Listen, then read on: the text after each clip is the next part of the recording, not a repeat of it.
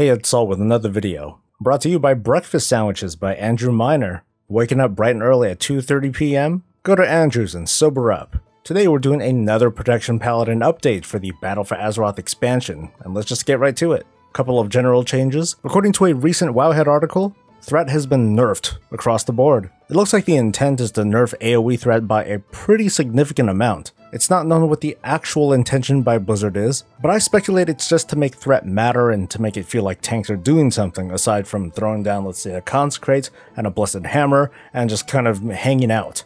There's bound to be a short-term impact, as in people are going to complain and bitch about it, but if threat is going to be treated like how it was before, threat might matter for a little bit early on, and it still might be a big factor for very bursty moments, including Mythic Plus dungeons. But otherwise, I'm at least relying on myself to do a couple of basic things like tab targeting, marking targets, and just being mindful of my surroundings whenever I'm in a group. So far, there's been no update for the global cooldown situation with Protection Paladins. Avenging Wrath, Seraphim, and our Self-Heal, as in our Light of the Protector or Hand of the Protector, is still on the global. War mode has finally been implemented along with the talents to go with them, so let's take a quick look.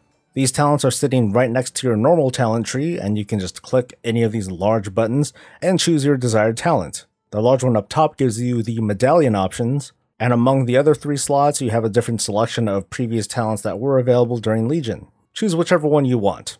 In my case, I chose Hallowed Ground, Steed of Glory, and Judgment of the Pure. Since we're on talents at the moment, there's been one very significant change. Over on the level 15 row, Consecrated Hammer, which was our total favorite obviously, was replaced with Redoubt.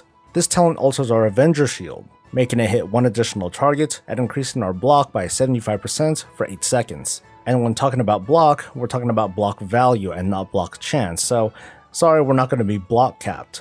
But it does increase our physical damage reduction by roughly 10%, which is pretty significant. With this buff lasting for 8 seconds and our Grand Crusader proc, we can count on a pretty high uptime of this buff. There were other, maybe more significant changes that were done to the class though, and I'll use this handy dandy blue post to help illustrate. Consecrate is no longer going to buff Shield of the Righteous or Light of the Protector. Instead, Consecration is going to be tied to our Mastery, providing full damage reduction if we're standing inside of it. So this alone is extremely significant.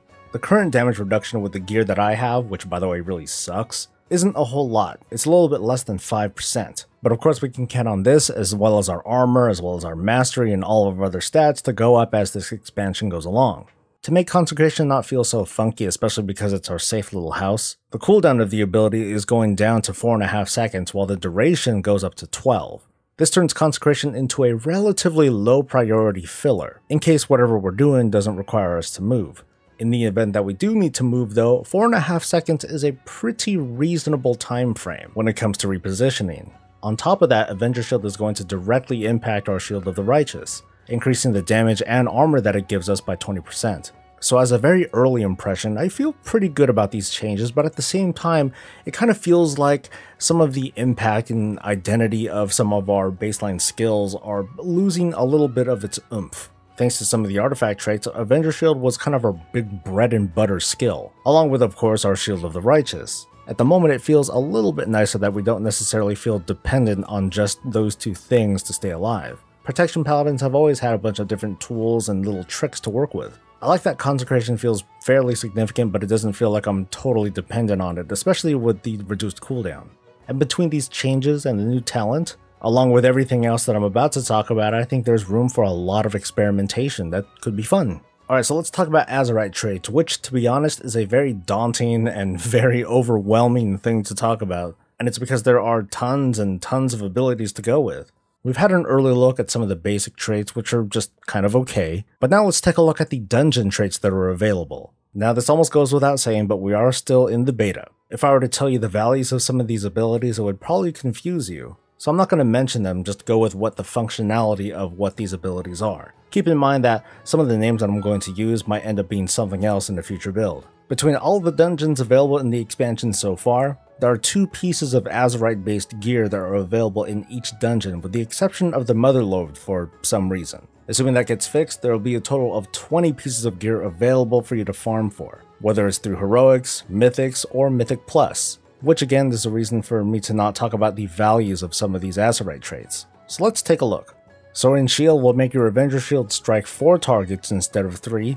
and grant mastery for every target that's hit for 8 seconds. Keep in mind the Redoubt talent, which when combined will bring us back to our good old 5-target Avenger Shield throw. Keep in mind the wording used in this trait. It now strikes 4 enemies instead of striking an additional enemy. There are 2 separate pieces of gear that you can farm for that have this kind of trait, so beware because at least according to how this tooltip reads, these probably do not stack. Dauntless Divinity increases your block for 10 seconds after your Guardian of Ancient Kings wears off. Inspiring Vanguard makes your Grand Crusader have a 5% additional chance to proc, and it gives you some extra strength for 8 seconds.